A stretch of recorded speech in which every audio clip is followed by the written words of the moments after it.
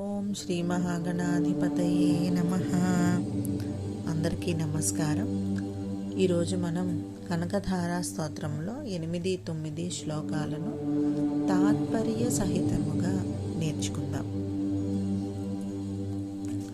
దద్యార్థయానుపవనో ద్రవిణాంబుధారా అస్మిన్ కించన విహంగశిషా విషాణే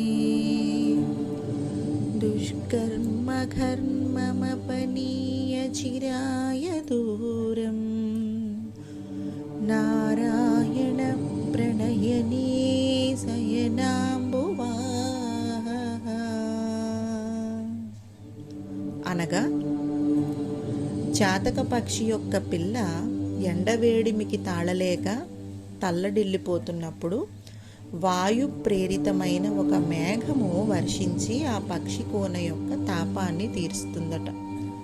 వాన చినుకులు అనే ఆ యొక్క చినుకులచే దప్పికను తీర్చి తృప్తి కలిగించిన విధంగా శ్రీమన్నారాయణమూర్తి యొక్క ప్రియురాలైన ఇందిరాదేవి ఆ కటాక్షము అనే కారుమబ్బు కారుణ్యము అనే గాలిచే ప్రేరితమై బహుకాలార్జితమైన దుష్కర్మ అనే తాపాన్ని దవ్వులకు తరిమి ధనము అనే వానను కురిసి నేను అనే ఒక చేతక శిశువునకు సంతృప్తిని కలిగించుగాక అని ఈ శ్లోకానికి అర్థము.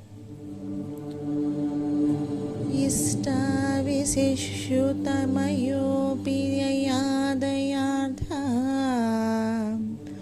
దృష్ట్వా త్రివిష్టపదం సులభం లభంతే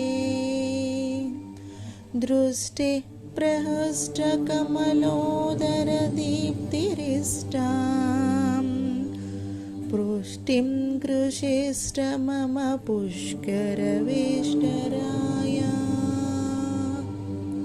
అనగా స్వర్గలోక సుఖము కలిగించే యజ్ఞయాగాదులు అయిన శుభకర్మలను ఆచరించటంలో మనస్సు లేని వారైనప్పటికీ శ్రీ మహాలక్ష్మీదేవి యొక్క దృష్టి తమపై ప్రసరించగానే మానవులు సునాయాసముగా స్వర్గ పదవులను కూడా పొందగలుగుతున్నారు.